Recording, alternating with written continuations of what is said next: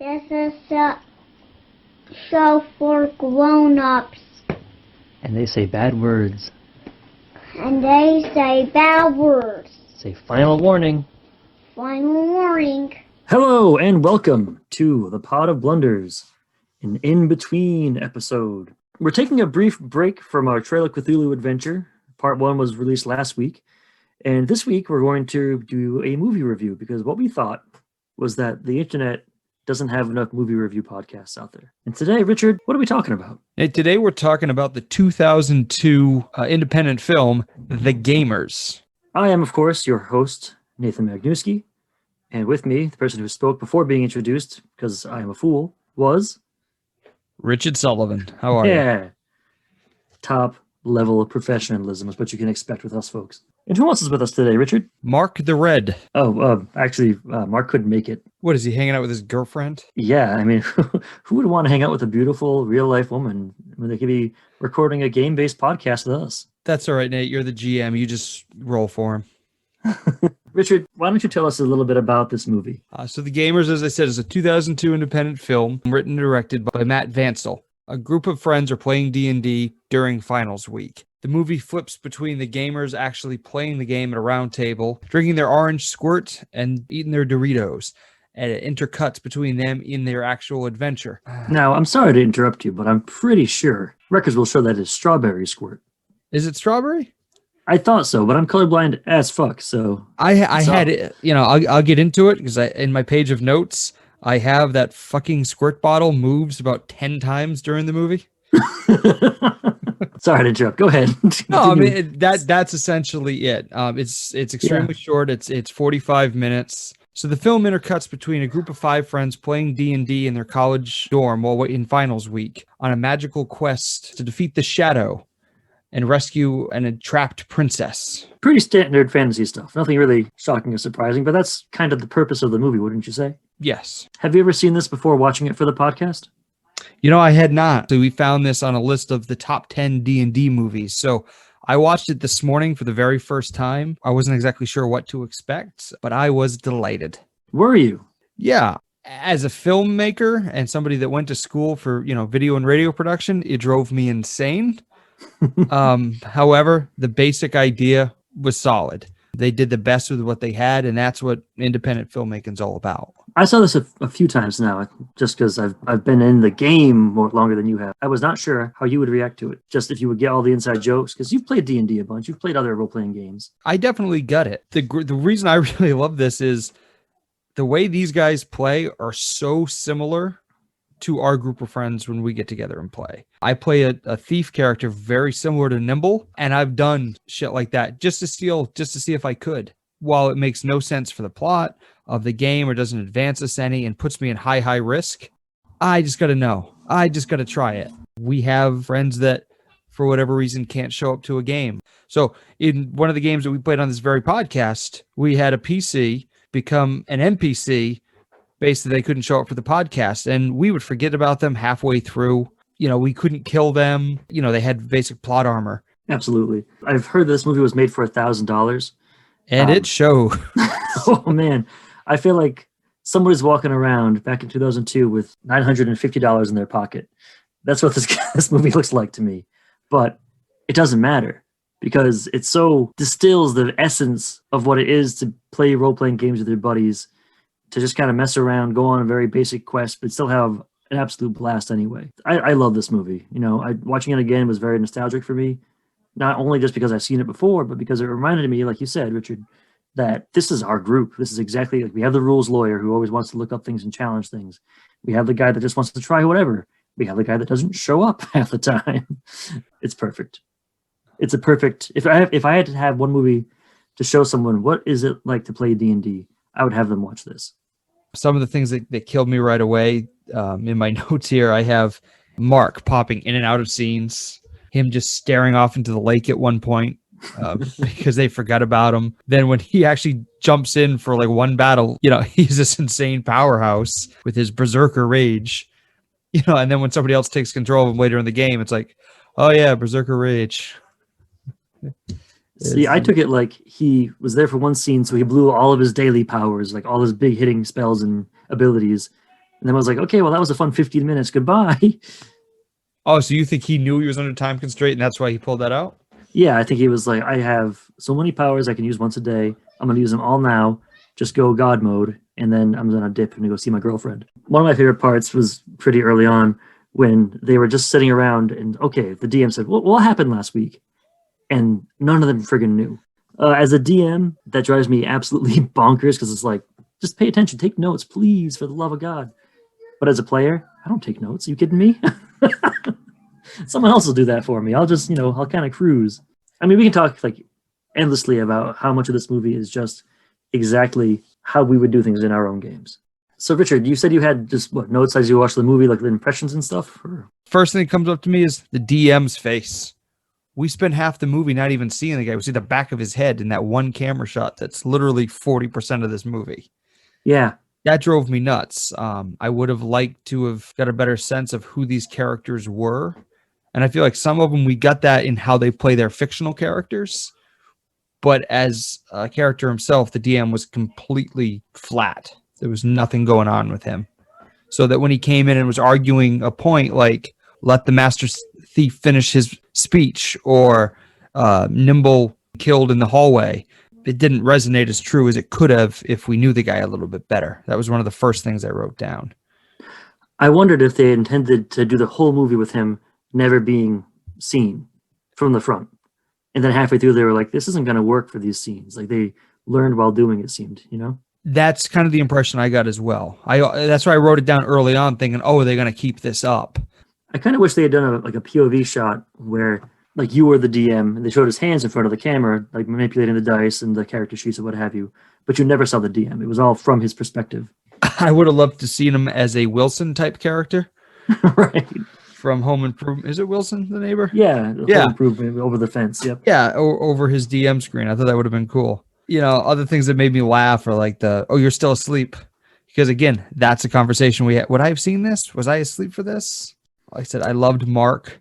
Everything to do with Mark was probably my second favorite character. 4 of you are walking across the landscape. You mean the 5 of us? And suddenly Mark shows up from behind a tree. This is great. Other dumb stuff we do, like when they're trying to knock somebody out so he won't go over the river. We've had situations where we went to knock somebody out. We ended up killing them. That exact moment happens in this movie. And then later on, they say, oh, you can create another character we'll meet up with later. And he literally makes the same character with a different name. He was Ambrose, now becomes Magellan. But he's the same exact character. The fact that even the shadow can't get him right. I thought that was awesome. You're in front of this creepy keep in this evil land, and the strange magician just comes up to you. What do you do? And immediately the barbarian's like, you have a kind face and seem trustworthy. Join our party. Exactly.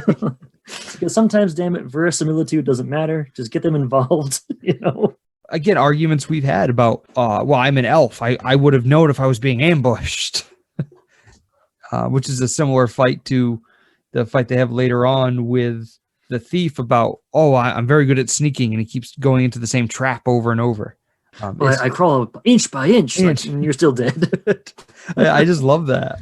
I would have liked to have seen, too, there were moments where they did it, but it was inconsistent, where one of their fantasy characters would do an action, and you'd hear the dice roll before they did it. I don't know if that was by mistake or they just kind of forgot to do it every time, but I kind of liked that, how the two worlds would kind of collide with that.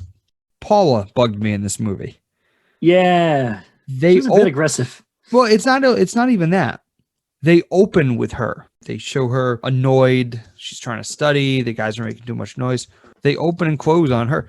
I'm thinking, maybe when she comes in to bust him up, they say, why don't you join us? And they were going that way, but to not have her really do much aside from yell at everybody, she could have easily been worked in, I think, a little better.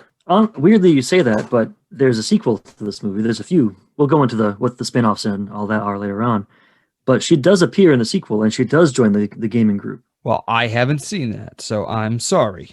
I thought you came prepared. If memory serves, and tweet at us if this is wrong, she has this crazy, weird metagame character for the second one, where she's like an int-based fighter, and everyone makes fun of her for that. But then it turns out she had all these like bizarre third-party feats she used to be able to make it worthwhile for her character. But I haven't seen that movie in like a decade, so.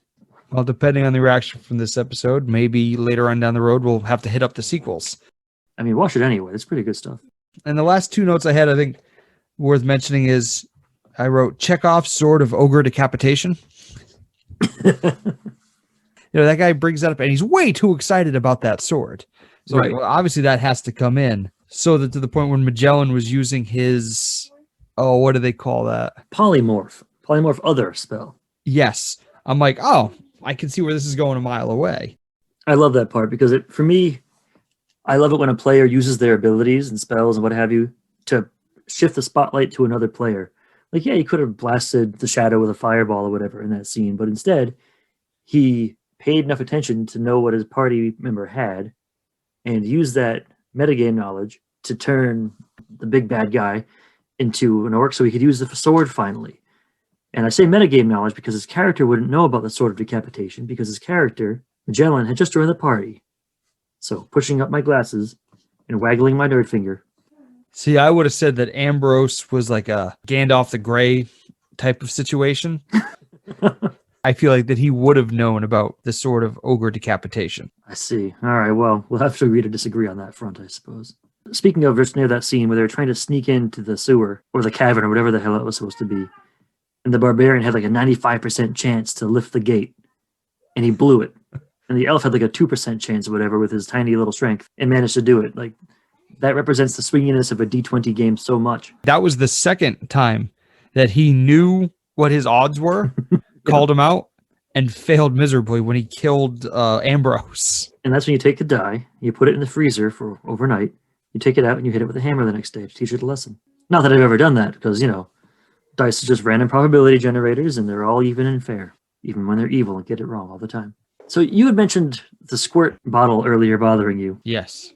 What was it about the squirt bottle that bothered you so much? It was Nimble's character, wasn't it? Or Nimble's player, I should say. Obviously, with their low budget, there was no line producer on set. In one part, they're at a tavern, and it's actually, for a low budget movie, it's a decent set. Mm-hmm. Then immediately the next shot, they're leaving what looks like our kids finger painted the town gate as they're leaving through like one of the worst green screens I've ever seen in a movie. I love that so much. As soon as the movie started for me, and I saw, so it opens the title sequence, they show basically like PowerPoint presentations of the characters' classes and their names and their stats. Oh, yeah, I dug that. And over the top of that horrible, like early 2000s PowerPoint, they have this tinny, MIDI, semi-fantasy music. Oh, the music was awful. Oh, no, but it made it, though, because it was a cheap movie. It was cheap all the way around. It worked for that scene, but then during like an intense battle, it's the same, 5-second loop. No. That would have been good and suspenseful. No, it was like the same generic like Greensleeves type music during an intense battle. I can honestly say I didn't notice. I mean, I could go off and say this was worse than Birdemic, just in terms of continuity, sound editing. But they didn't have exploding birds, so that's a plus for them.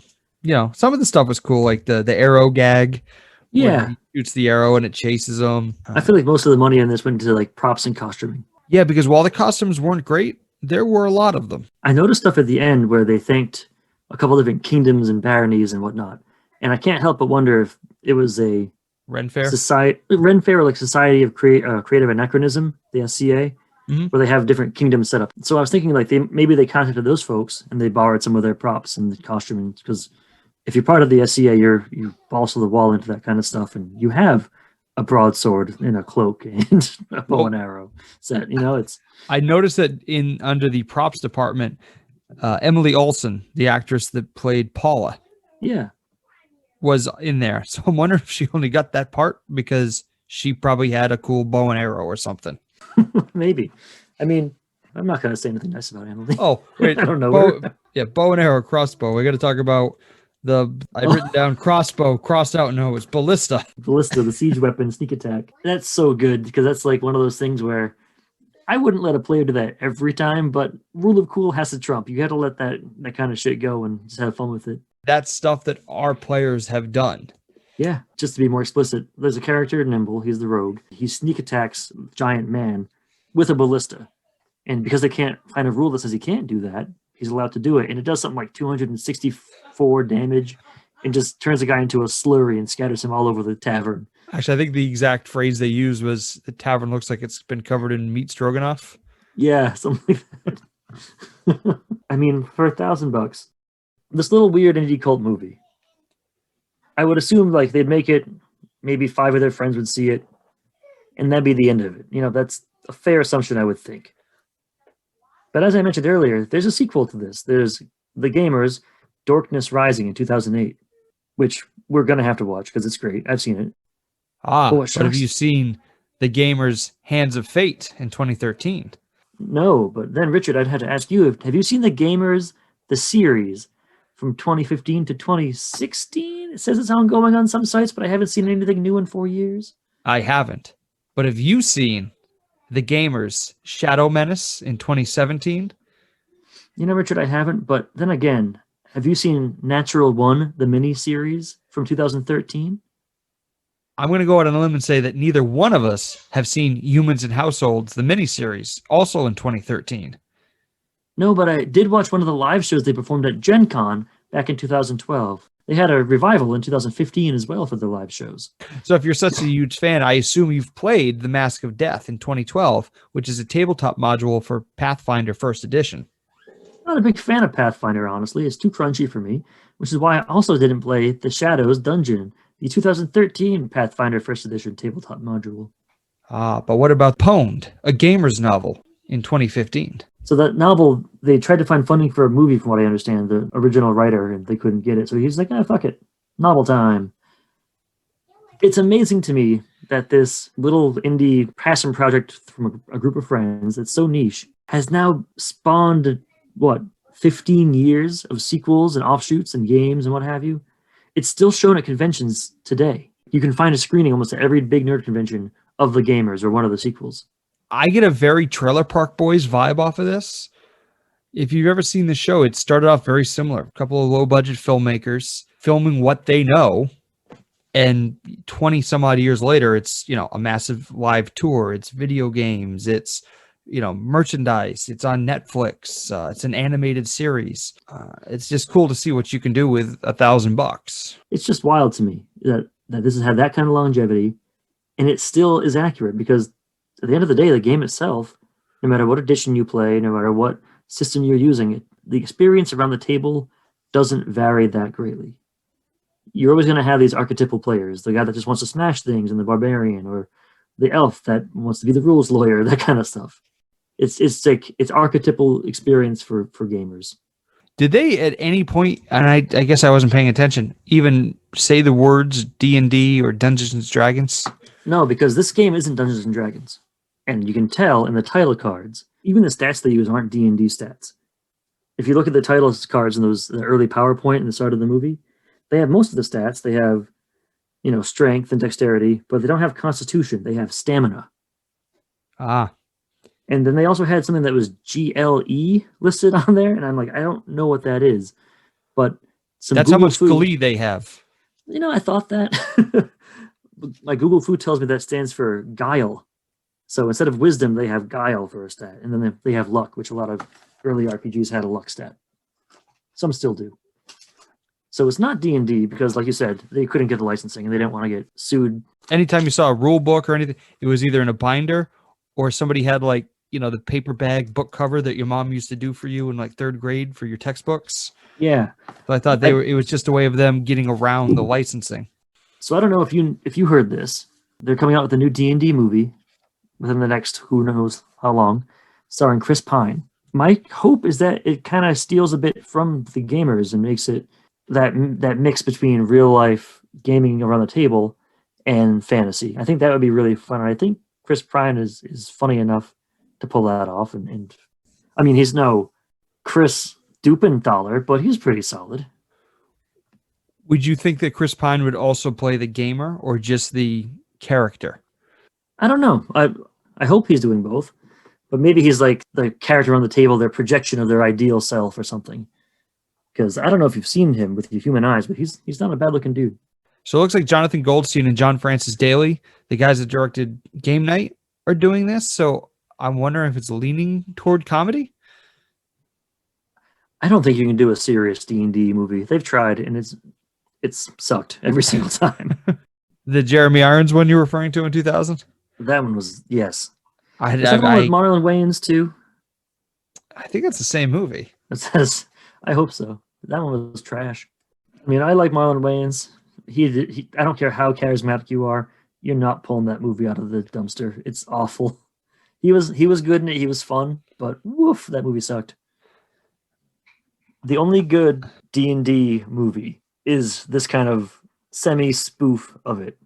A while ago, I wrote to one of my favorite podcasts. I wrote into the Flophouse and asked the guy there who's a big gamer, Stuart Wellington, why he didn't think any of the D&D movies were successful and what they could do to make a successful D&D movie. The guys there, they answered that D&D is not really about the adventure you're seeing on a screen. It's not something that's being told to you. D&D at its very core is you experiencing everything firsthand and going through the adventure, making decisions, changing the very world through your actions. Movies can't really do that. I suppose you could do something like Netflix's Bandersnatch, where you're doing the choose your own adventure through everything. It's not a true sandbox because you have a variety of limited choices. That's why I don't think you can do a true D&D movie. You can't replicate that experience of the table. Maybe you can borrow from some characters, like you could do a Drizzt Do'Urden movie. You could do, like Elminster or some other like semi-well-known character from D&D. D&D's cultural saturation at this point isn't because of any of their established characters or their properties. It's because of that collaborative storytelling. Movies can't do that. But podcasts can. But podcasts do. Not this one. This one's terrible. Any successful D&D movie has to replicate the experience at the table. This is the best type of movie to get that done. It's not written by people who haven't played it. It's written, you can tell just by the nature of the movie itself, that the people involved have played D&D or fantasy role-playing games for years, and it's a passion of theirs. So I hope whoever's involved in the D&D movie that's coming out is equally passionate about representing the brand well, the experience well, and not just about making the money back from it. All right, so Richard and I were talking about, every movie review podcast has to have some kind of proprietary ranking system. So we came up with the critical hit, the miss, or the fumble as a way to rank our movies. So Richard, The Gamers, how do you rank it? I'm going to say it's a hit for me, dog.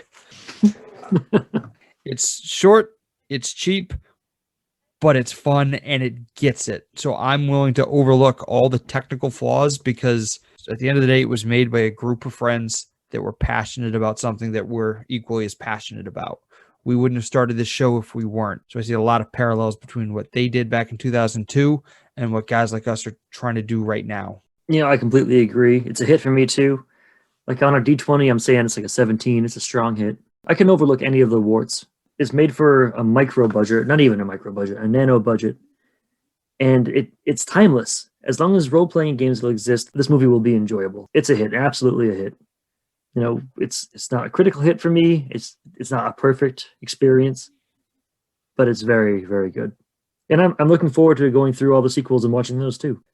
I normally wouldn't say this, but go out and watch it. It's on YouTube for free. Actually, you can feel good about saying that because the company that owns The Gamers and all the other stuff we mentioned earlier, Hands of Fate, Shadow Menace, all those shows, all the miniseries too, the company's called Zombie Orpheus Entertainment, and they put all this on YouTube for free.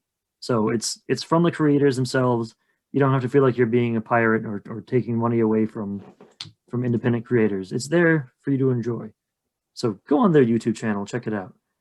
Now, the novel and the two modules, the adventure modules, are not free. You can find the two modules on drivethrurpg.com, and those are The Mask of Death and The Shadows Dungeon. And just be careful in The Shadows Dungeon. It is booby-trapped. Well, that's why I'm advancing very slowly. You're still dead. Ah, shit. Pwned, a gamer's novel, is on Amazon too. It's on Kindle. It's on paperback. And if you're a Kindle Unlimited customer, it's for free. Next week, we're continuing on our Trail of Cthulhu adventure, the exciting conclusion of The Dance in the Blood. And that's all for this week's episode. Thank you so much for tuning in, and we hope to see you again next week. If you like what you heard and want to support the show, please consider leaving a 5-star review on Apple Podcasts. Want more actual plays, reviews, homebrew content? Check us out on potofblunders.com, and be sure to follow us on Twitter at potofblunders, all one word, to keep up with our latest releases and information. We love to hear from you, so if you have any questions or concerns, you can always reach us at contact@potofblunders.com. For the Pot of Blunders, I'm Nate Magnuski, and as always, may all your D's be 12s. I'm glad to see this. So 2 of the guys are brothers, the Price brothers. I thought one was Price and one was Rice. Is it? Yeah. Oh yeah, Phil Price and Nathan Rice. I thought the same thing. I was like, oh, they must be brothers. Oh, one of them lost their pee. Oh, no. I do that every night in the middle. I always find it in my pants. Well,